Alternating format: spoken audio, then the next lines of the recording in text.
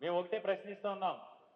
ఈ రాష్ట్ర డీజీపీ గారు కానీ, ఈ రాష్ట్ర పోలీసులు కానీ, మీరు ఒక బర్త్డేకి కేక్ కోస్తేనో కోడిని కోస్తేనో రోడ్ల మీద నడిపించి ముసుగులేసి తీవ్రవాదుల్లా రోడ్డు మీద నడిపించి స్టేషన్కి తీసుకెళ్లే మీరు ఈరోజు ఆంధ్రప్రదేశ్ రాష్ట్రంలో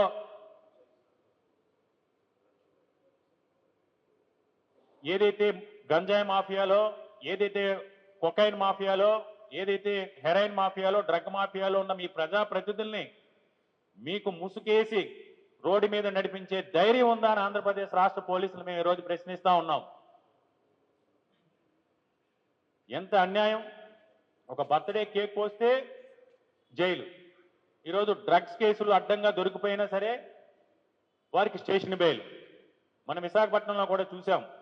ఒక కక్ష సాధింపు చర్యగా ఒక స్టూడెంట్ లీడర్ని పొద్దుట 7:30కి ఏగల్ టీం పేరుతో ఇంటి దగ్గర నుంచి ఎత్తుకుపోయి సాయంత్రం 4 గంటల దాకా ఊరంతా కూడా తిప్పి ఎక్కడి నుంచో ఎల్సీడీ తీసుకొచ్చి వాళ్ళ జేబుల్లో పెట్టి వారి పైన కేసు బుక్ చేయడం జరిగింది.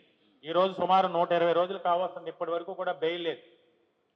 ఆధారాలు కూడా ఇవ్వడం జరిగింది. స్వయంగా డీజీపీ గారు కానీ, విశాఖపట్నం నగర సిపి గారికి కానీ ఆ రోజు YSR Congress party student leader మీద ఏదైతే మీరు తప్పుడు కేసు పెట్టారో, అక్రమ కేసు పెట్టారో, అన్యాయంగా అక్రమంగా లేని డ్రగ్స్ ని తీసుకొచ్చి అతని జేబుల్లో కూరి అతను ఎత్తుకుని వెళ్ళి మీరు కేసు పెట్టినప్పుడు కూడా ఆధారాలు చూపించాం. మీరు ఎన్ని గంటలకు అతను పికప్ చేశారు, మీరు ఎన్ని గంటలకి రిమాండ్ రిపోర్ట్ చేశారు, ఎన్ని గంటలకి ఎఫ్ఐఆర్లో నమోదు చేశారు, ఆధారాలు ఇచ్చినా సరే ఈ రోజు ఈ పోలీస్ వ్యవస్థలో ఎక్కడా కూడా చలనం అనేది కనిపించట్లేదు. ఈరోజు ఆంధ్రప్రదేశ్ రాష్ట్రంలో చంద్రబాబు నాయుడు గారు చెప్తూ ఉంటారు ఆంధ్రప్రదేశ్ రాష్ట్రం గురించి. ఏఏ హబ్ అని,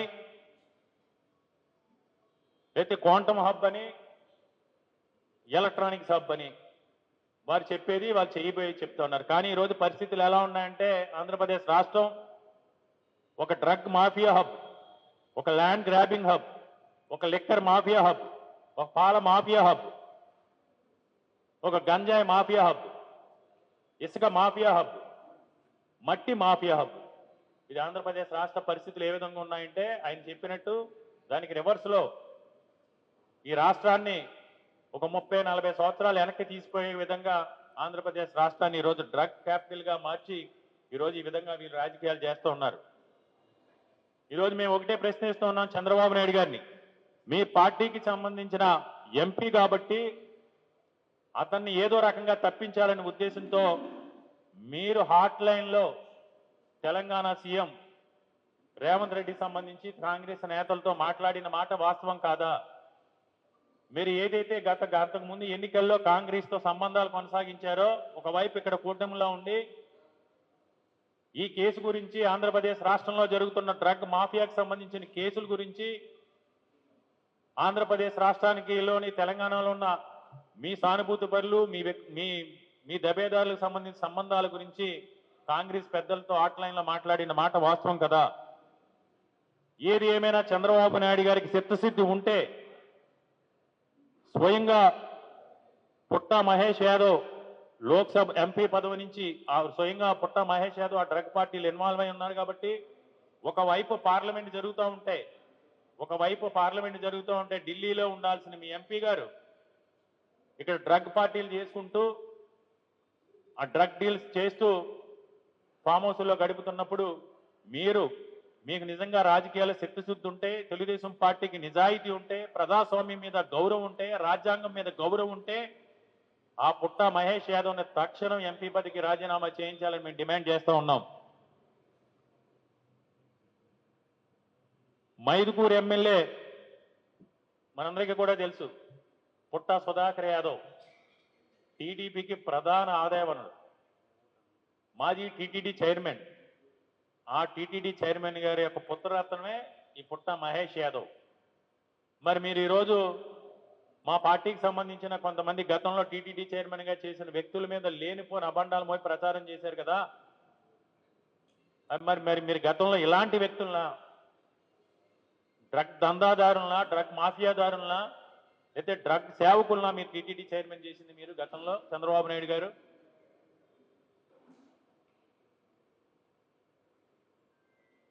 అడ్డంగా దొరికిపోయినా సరే ఈరోజు మీరు ఏ విధంగా చేస్తున్నారో చూసాం. మొన్నటికి మొన్న మీ అనుకూల మీడియా మీ ఛానల్కి సంబంధించిన వ్యక్తి స్వయంగా రాసలీలలు చేస్తూ వీడియో క్లిప్పింగ్ బయటకు వస్తే ఒక 2 రోజులు ఏఏ అన్నారు, మార్పింగ్ అన్నారు. తర్వాత ఆయనే చెప్పాడు స్వయంగా 30 ఏళ్ళ నుంచి మాకు అనుబంధం ఉంది. అనుబంధంలో భాగంగా నేను వెళ్తూ ఉంటాను, వస్తూ ఉంటాను, పోతే నీకేం సంబంధం అని అడుగుతా ఉన్నాడు ఆయన. ఒక టీటీడీ చైర్మన్గా ఉండి అసాంఘిక కార్యక్రమాలకు సంబంధించి ప్రశ్న అడిగితే నా ఇష్టం ఉన్నట్టు మాట్లాడుతూ ఉన్నాడు. ఎందుకంటే ఈ డ్రగ్ మాఫియాని మనం చాలా తీవ్రంగా పరిగణించాల్సిన అవసరం ఉంది. మహేష్ యాదవ్కి సంబంధించి తమకున్న పలుకుబడిని ఉపయోగించి తెలంగాణ రాష్ట్ర ప్రభుత్వంలో కానీ కేంద్రంలో కానీ ఏదో రకంగా ఈ కేసు నుంచి తప్పించే ప్రయత్నం చేస్తూ ఉన్నారు. మా యొక్క డిమాండ్ ఒకటే, మీ కూటమి ప్రభుత్వం అధికారంలోకి వచ్చిన తర్వాత విశాఖపట్నంలో కానీ, విజయవాడలో కానీ, నెల్లూరులో కానీ, గుంటూరులో కానీ ఈ గంజాయికి సంబంధించి, హెరాయిన్కి సంబంధించి, ఎల్సీడీకి సంబంధించి మీ పార్టీకి సంబంధించిన తెలుగుదేశం కూటమి పార్టీకి సంబంధించిన ఎంతమంది నాయకులు, ఎంతమంది వ్యాపారస్తులు ఇందులో ఇన్వాల్వ్ అయి ఉన్నారని ప్రజలందరూ కూడా తెలియాల్సిన అవసరం ఉంది. మీరు ఎక్కడైనా ఈ గంజాయికి సంబంధించి, ఈ డ్రగ్స్ మాఫియాకి సంబంధించి మా YSR Congress party social media కనుక ప్రశ్నిస్తే మీరు ఒక పిరికి పంద చర్యగా వైఎస్ఆర్ కాంగ్రెస్ పార్టీకి సంబంధించిన సోషల్ మీడియా యాక్టివిస్టులు ఎవరైతే ఉన్నారో, సోషల్ మీడియా ఎవరైతే ఉన్నారో వారి పైన బలవంతంగా మీరు ఆ గంజాయి ప్యాకెట్లో లేకపోతే ఆ డ్రగ్ ప్యాకెట్లో తీసుకొచ్చి వారి జేబుల్లో పెట్టి ఏ రకంగా తప్పుడు కేసులు బనాయిస్తున్నారు అనేది మీ అందరికీ కూడా తెలిసిన విషయమే. మీరు ఒక సామాన్యుడు డ్రంక్ అండ్ డ్రైవ్లోనో లేకపోతే ఇందులోనో దొరికితే ఈరోజు మీరు బహిరంగ రోడ్ల మీద నడిపించే మీరు ఇంత బహిరంగంగా డ్రగ్లో దొరికిపోయి పిస్తోలు తీసుకుని పోలీసులపై దాడి చేసిన ఒక ఎంపీని తక్షణం సస్పెండ్ చేసి రాజీనామా చేయాల్సింది పోగా ఈరోజు ఇంకా మీ టీవీ ఛానల్స్లో సమర్థిస్తూ ఉన్నారు. ఈరోజు ముఖ్యంగా ఆంధ్రప్రదేశ్ రాష్ట్రంలో ఎప్పుడూ లేని పరిస్థితులు మనం చూసాం. స్కూళ్ళు, కాలేజీలు, హాస్టళ్ళు, హోటల్స్ ఎక్కడ పడితే అక్కడ గంజా డ్రగ్స్ మనకి విచ్చలవిడిగా విరివిగా దొరుకుతూ ఉన్నాయి. ఈ గంజాయి రాకెట్లు, ఈ గ్యాంగులు, ఈ గంజాయి కానీ లేకపోతే డ్రగ్స్ వ్యాపారాలు చేసేవారు గ్యాంగ్ వార్స్ కూడా రోడ్ల మీద కూడా మనం చూసాం. మొన్న నెల రోజుల క్రితం విశాఖపట్నంలో కానీ, నెల్లూరులో కానీ, గుంటూరులో కానీ స్వయంగా ముఖ్యమంత్రి గారి తనయుడు షాడో ముఖ్యమంత్రి ప్రాతినిధ్యం వస్తున్న మంగళగిరి నియోజకవర్గంలో కానీ రోడ్డు మీద ఆధిపత్యం కోసం ఈ గంజా మాఫియాలు నా కస్టమర్ నువ్వు లాక్కున్నావు, నీ కస్టమర్ నేను లాక్కున్నానని రోడ్డు మీద గ్యాంగ్ వార్ చేయడం కూడా, కత్తులతో, కర్రలతో, గన్లతో దాడి చేసుకోవడం కూడా చూసాం. అంటే ఈ కూటమి ప్రభుత్వం ఆధ్వర్యంలో సంపద సృష్టిస్తానని మీరు ఈరోజు అర్థమవుతా ఉంది ఏంటంటే సంపద సృష్టించడం చేతకాక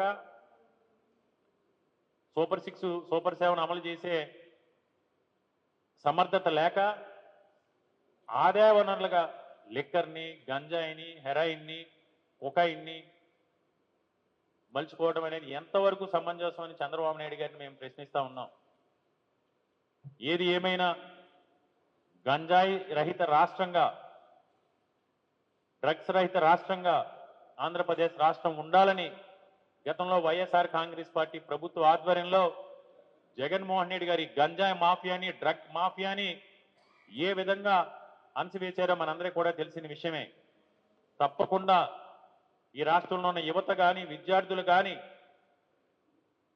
ఈ డ్రగ్ మాఫియా పొరల్లో చిక్కుకోకుండా వారి పక్షాన ఈ డ్రగ్ మాఫియా వ్యతిరేకంగా వైఎస్ఆర్ కాంగ్రెస్ పార్టీ ఈ డ్రగ్ మాఫియాని, ఈ తెలుగు డ్రగ్ పార్టీ అరాచకాలని అరికట్టే వరకు కూడా వైఎస్ఆర్ కాంగ్రెస్ పార్టీ తరఫున మేము పోరాటం చేస్తాం. మా యొక్క డిమాండ్ ఒకటే, ఏదైతే ఈ డ్రగ్ మాఫియాలో, ఈ గంజా మాఫియాలో ఇన్వాల్వ్ అయి ఉన్న తెలుగుదేశం నాయకులు ఎవరైతే ఉన్నారో వాళ్ళందరినీ కూడా తక్షణం సమగ్రమైన ఎంక్వైరీ చేసి అరెస్ట్ చేయాలి. అదేవిధంగా టీడీపీ ఎంపీ తక్షణం రాజీనామా చేయాలి. టీడీపీ ఎంపీని తెలుగుదేశం పార్టీ నుంచి తక్షణం సస్పెండ్ చేయాలని మేము డిమాండ్ చేస్తా ఉన్నాం.